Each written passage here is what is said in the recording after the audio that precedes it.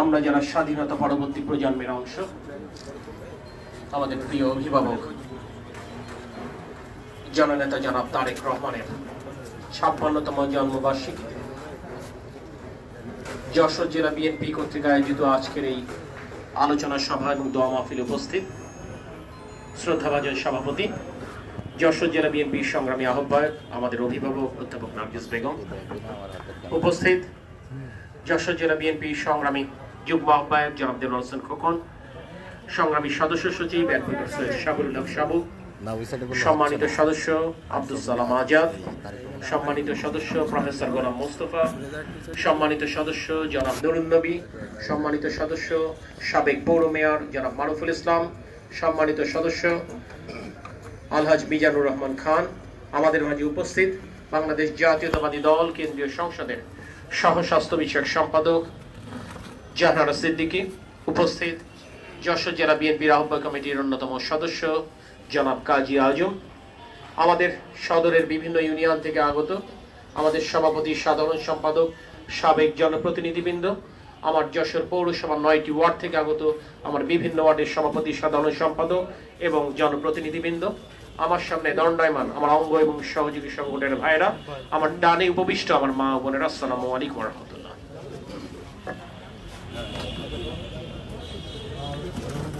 আমরা যাকে সামনে রেখে রাজনীতি করি,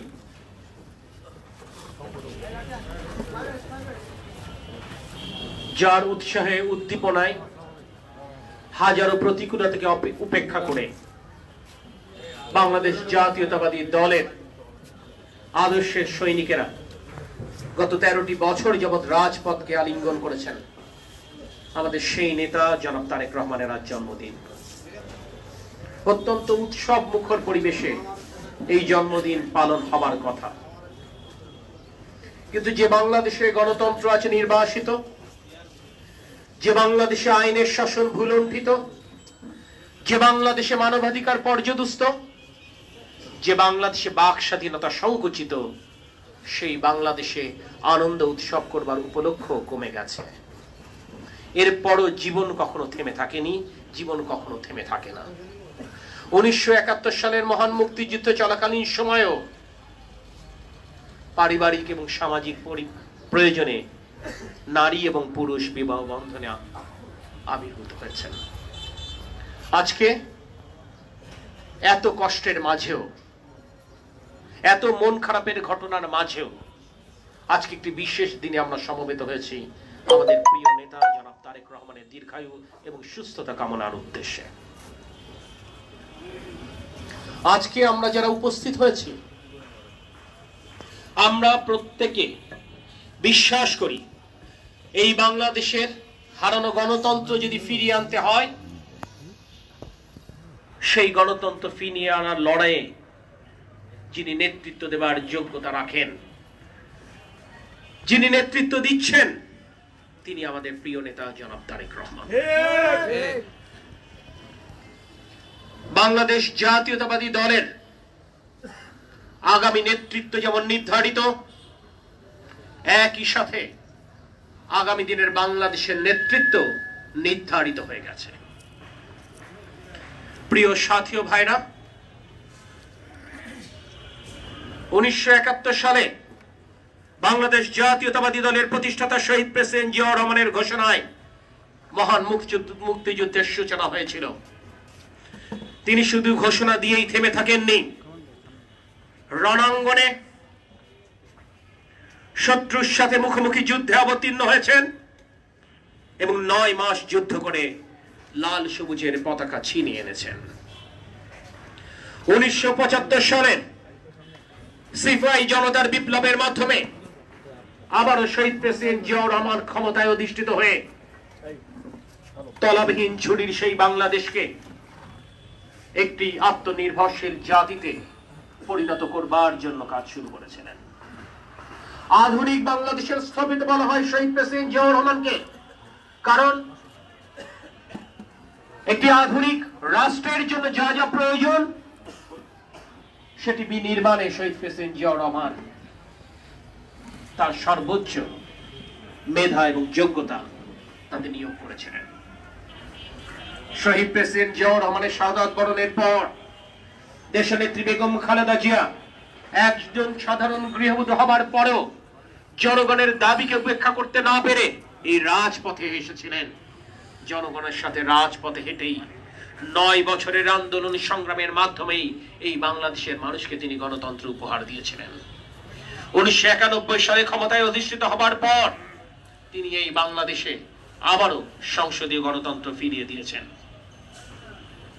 80 দশকের স্বৈর শাসকের শাসনামলে যে বাংলাদেশের অর্থনীতি ধ্বংসপ্রাপ্ত হয়েছিল, সেই অর্থনীতিকে আবারও একটি শক্তিশালী কাঠামো দেবার জন্য তিনি প্রচেষ্টা নিয়েছিলেন। সেই শহীদ প্রেসিডেন্ট জিয়াউর রহমান এবং দেশনেত্রী বেগম খালেদা জিয়ার রক্তের উত্তরাধিকার শুধু নয়, আদর্শের উত্তরাধিকার হচ্ছেন আমাদের প্রিয় নেতা জনাব তারেক রহমান। জনাব তারেক রহমান এই বাংলাদেশের রাজনীতিতে কিছু গুণগত পরিবর্তনের সূচনা করেছিলেন। আজকে যে আলোচনাটা অত্যন্ত গুরুত্বপূর্ণ, আজকে যেখানে শাসক দলের মধ্যে ন্যূনতম কোন গণতান্ত্রিক চেতনা অনুপস্থিত, যেখানে তাদের মধ্যে ন্যূনতম সহনশীলতা নেই, যেখানে ন্যূনতম পরম সহিষ্ণুতা কি বলতে কি বুঝায় সেটি তারা বোঝে না, না হলে তারা সেটি জানে না, সেখানে আলোচনা অত্যন্ত আমি মনে করি প্রয়োজন।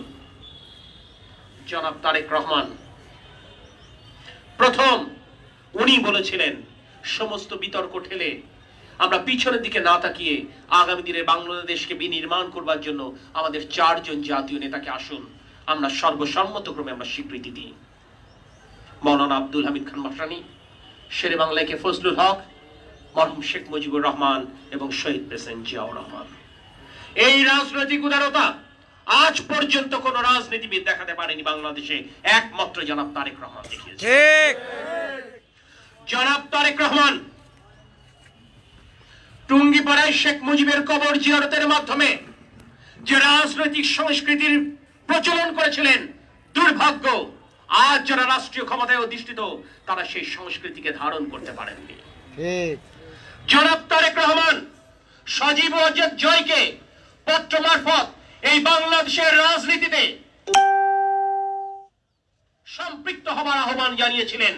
তিনি চিঠিতে লিখেছিলেন, আমাদের পূর্বপুরুষের রক্তের মাধ্যমে একটি বাংলাদেশ স্বাধীন হয়েছিল, আসুন আমরা সম্মিলিতভাবে ঐক্যমতের ভিত্তিতে এই বাংলাদেশকে একটি আত্মনির্ভরশীল জাতিতে পরিণত করি। সজীব ওয়াজেদ জয় যখন প্রথম রংপুরে যান, তখন জনাব তারেক রহমানের প্রত্যক্ষ পৃষ্ঠপোষকতায় শতাধিক তোরণ নির্মাণ করা হয়েছিল যমুনা ব্রিজের উপর থেকে রংপুর পর্যন্ত। জনাব তারেক রহমান রাজনীতির বাইরেও তিনি সামাজিক কর্মকাণ্ডে নিজেকে নিয়োজিত করেছিলেন। তিনি যখনই সুযোগ পেয়েছেন জিয়াউর রহমান ফাউন্ডেশন কিংবা বাংলাদেশ জাতীয়তাবাদী দল কিংবা অন্য কোনো সংগঠনের মাধ্যমে তিনি সাধারণ গ্রামের মানুষের কাছে ছুটে গেছেন, তাদেরকে আত্মনির্ভরশীল করবার জন্য। তিনি কাউকে হয়তোবা হাঁস মুরগি দিয়েছেন, কাউকে হয়তোবা গরু ছাগলের ব্যবস্থা করে দিয়েছেন, কাউকে হয়তোবা ভিন্ন কোনো কর্মসংস্থানের সুযোগ করে দিয়েছেন। জনাব তারেক রহমান শহীদ প্রেসিডেন্ট জিয়াউর রহমানের দেখানো পথে হেঁটে, দেশনেত্রী বেগম খালেদা জিয়ার দেখানো পথে হেঁটে তৃণমূল প্রতিনিধি সম্মেলনের মাধ্যমে বাংলাদেশ জাতীয়তাবাদী দলকে তৃণমূল পর্যায়ে সুসংগঠিত করবার জন্য প্রচেষ্টা নিয়েছিলেন। আজকে তারই ধারাবাহিকতায় ওই সুদূর লন্ডনে নির্বাসিত জীবনযাপন করবার পরেও বাংলাদেশ জাতীয়তাবাদী ছাত্র দল, বাংলাদেশ জাতীয়তাবাদী যুব দল এবং বাংলাদেশ জাতীয়তাবাদী স্বেচ্ছাসেবক দলের পুনর্গঠন প্রক্রিয়া তৃণমূল থেকে তার প্রত্যক্ষ নির্দেশনায় পরিচালিত হচ্ছে। আজকে সেই নেতার রাজনীতি আমরা করি, সেই নেতাকে অভিভাবক ভেবে আগামী দিনে এই ধ্বংসপ্রাপ্ত একটি অকার্যকর বাংলাদেশ, যেটা বলছে আজ সময়ের পরিক্রমায় যে কোনো মুহূর্তে এই বাংলাদেশকে অকার্যকর রাষ্ট্র ঘোষণা করবা, এটা সময়ের ব্যাপার মাত্র। এই বাংলাদেশকে যদি আবারও আত্মনির্ভরশীল করতে হয়, যদি আবারও এই বাংলাদেশকে বিশ্বের মানচিত্রে একটি জলজলে তারকার মতো আমরা দেখতে চাই, তাহলে অবশ্যই আমাদের নেতা জনাব তারেক রহমানকে বাংলাদেশে ফিরিয়ে এনে এই নেতৃত্বের আসনে তাকে অধিষ্ঠিত করতে হবে। আমরা শুধু স্লোগানে জনাব তারেক রহমানের গুণকীর্তন করব, কিংবা আজকের মতো এই সমস্ত আয়োজনে তার দীর্ঘায়ু সুস্থতা কামনা করব, তাতে বাংলাদেশের মানুষের ভাগ্যের পরিবর্তন কখনোই ঘটবে না। বাংলাদেশের মানুষের ভাগ্যের পরিবর্তন ঘটাতে হলে নেতা তারেক রহমানকে যদি সত্যি আমাদের হৃদয়ে আসন দিয়ে থাকি, তাহলে অবশ্যই এই বাংলাদেশে থেকে ফিরিয়ে আনবার পথ আপনাকে আমাকেই তৈরি করতে হবে। ঠিক। এবং যদি সেটি সম্ভব হয়, তাহলে এই বাংলাদেশ আধুনিক একটি বাংলাদেশে রূপান্তর হবে। এখানে উপস্থিত বহু আমার ভাইরা রয়েছেন যারা গত 10 বছর বিশ্ববিদ্যালয় কিংবা কলেজের সর্বোচ্চ ডিগ্রি নেবার পর, তাদের মেধা এবং যোগ্যতা থাকবার পর, শুধুমাত্র ভিন্ন রাজনৈতিক দর্শনের কারণে তারা তাদের যোগ্যতা অনুযায়ী সরকারি চাকরিতে তারা সুযোগ পাননি। আমরা এরকম বাংলাদেশ দেখতে চাই না। আমরা সেই বাংলাদেশ দেখতে চাই যেই বাংলাদেশের নেতৃত্ব থাকবে প্রকৃত মেধাবী এবং প্রকৃত যোগ্যদের হাতে। তার কি রাজনৈতিক দর্শন, তার কি রাজনৈতিক চিন্তা, তার কি ধর্মীয় পরিচয়, এটি বিবেচ্য হবার কথা নয়। একটি পরিচয় বিবেচ্য, সেটি হচ্ছে সে বাংলাদেশী কিনা। যদি সে বাংলাদেশী হয়, অবশ্যই এই বাংলাদেশের নেতৃত্ব দেবার যোগ্যতা তার থাকবে। প্রিয় সাথী ও ভাইরা, দেশনেত্রী বেগম খালেদা জিয়া কার্যত আজ গৃহবন্দী। আমাদের অভিভাবক জননেতা জনাব তারেক রহমানকে আজকে নির্বাসনে পাঠানো হয়েছে। সেই নির্বাসনে পাঠানোর প্রেক্ষাপটও আপনার আমার সকলেরই জানা। এটি জানবার পরও একটি রাজনৈতিক সচেতন মানুষ হিসেবে আপনি আমি হাত গুটিয়ে বসে থাকবার কোনো সুযোগ নেই।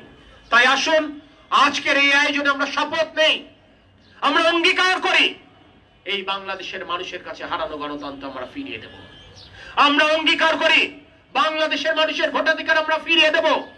আমরা অঙ্গীকার করি বাংলাদেশে আইনের শাসন আবারও পুনঃপ্রতিষ্ঠা পাবে। আমরা অঙ্গীকার করি একটি সন্ত্রাস মুক্ত শিক্ষাঙ্গন আমরা আমাদের তরুণ সমাজকে উপহার দেব। আর যদি এটি সম্ভব করতে পারি, তাহলে আমি বিশ্বাস করি দেশনেত্রী বেগম খালেদা জিয়ার মুক্তি অনিবার্য।